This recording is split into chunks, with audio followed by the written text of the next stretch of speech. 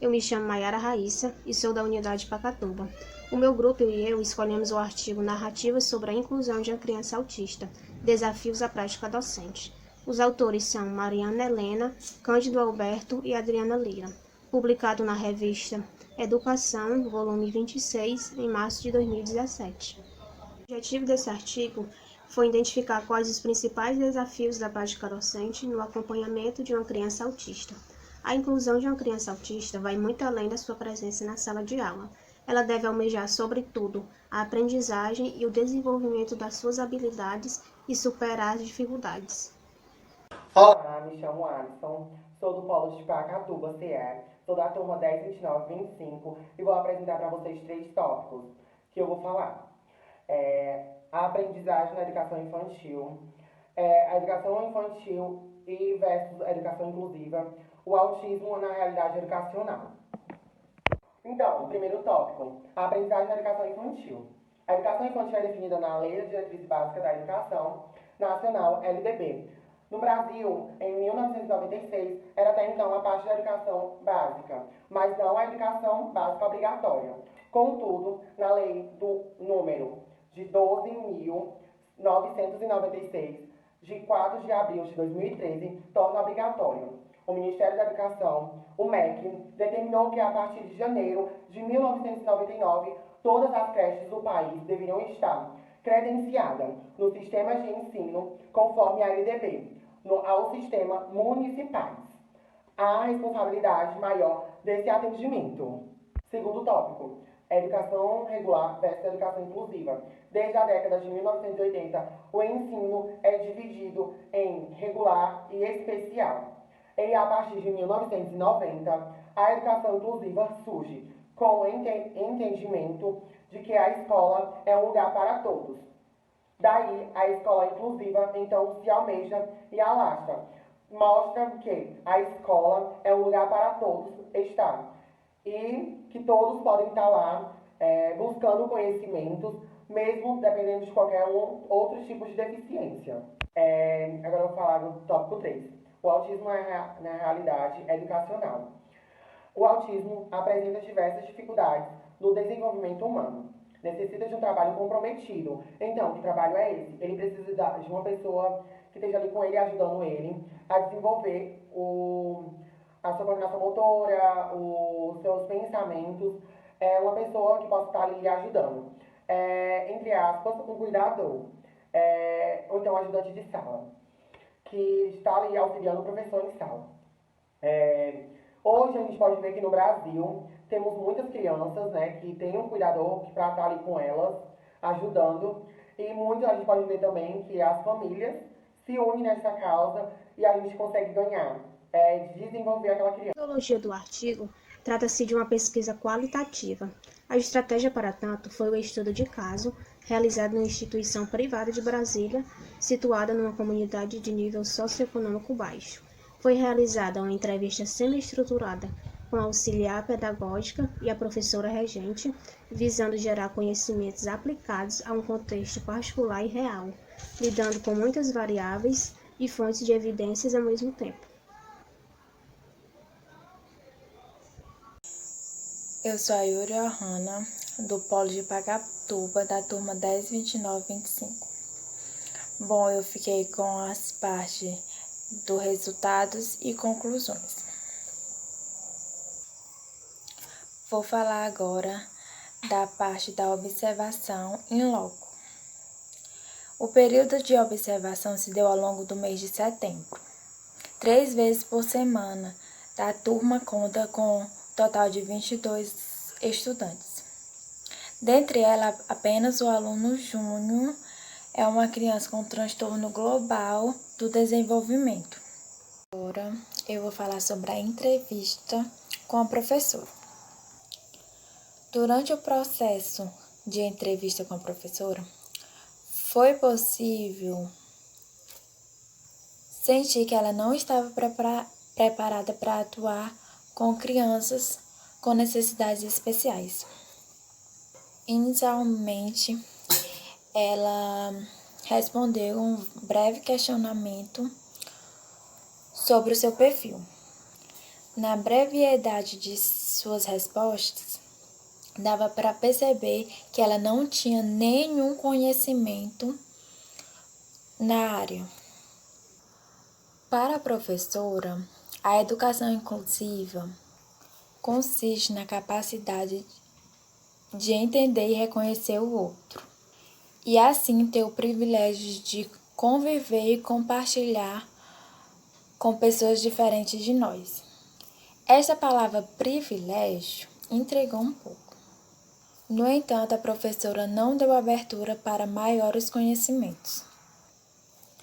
Ao perguntar sobre o desempenho do menino Júnior, ela respondeu que era muito difícil, pois ele era uma criança extremamente que não tinha como ter uma atenção maior com ele, pois era muito difícil lidar com ele, pois ele não parava quieto e não tem atenção. Em suma, percebemos que a professora não tinha domínio ao tema de inclusão. No entanto, podemos observar que as professoras não têm não tinham formação direta para lidar com o Júnior. Não tinha formação sobre autismo. Como ela não tinha uma formação, ela não sabia como lidar com o menino, porque a gente precisa ter conhecimento para poder lidar com as situações. Se eu não tenho conhecimento, como é que eu vou chegar numa sala de aula e lidar com a criança com autismo, sendo que eu não li sobre o assunto, eu não sei como lidar com a criança. Se eu não sei como lidar, é claro que eu não vou dar atenção para aquela criança, não vou saber como chegar naquela criança. Então, assim, era a professora com o Júnior, sendo mais observada. Ele começou a se desenvolver com a auxiliar pedagógica. Só que, sendo assim, a auxiliar pedagógica não pôde mais acompanhar o Júnior nas sessões com a psicóloga. E assim os pais não quiseram contratar outra auxiliar. Apesar de todos esses sintomas, dele ser uma criança agressiva, ele é uma criança extremamente inteligente. E com a auxiliar ele pôde se desenvolver um pouco mais. A auxiliar pedagógica disse que a professora não tinha nenhuma vontade de ensinar o Júnior. Aliás, ela não sabia como lidar com o Júnior, porque ela não tinha estudado, não sabia o caso, não sabia como lidar. Então, muitas vezes, o Júnior ficava só. E quando a criança fica só, que é autista, ela fica uma criança extremamente agressiva, porque se sente solitária. O menino Júnior chega frequentemente atrasado na aula. Sendo assim, ele perde a rodinha de conversa com os alunos e fragiliza ele de ter interação com as outras crianças. Ele mostrou ser uma criança extremamente inquieto. Ele agride as crianças, mostra ser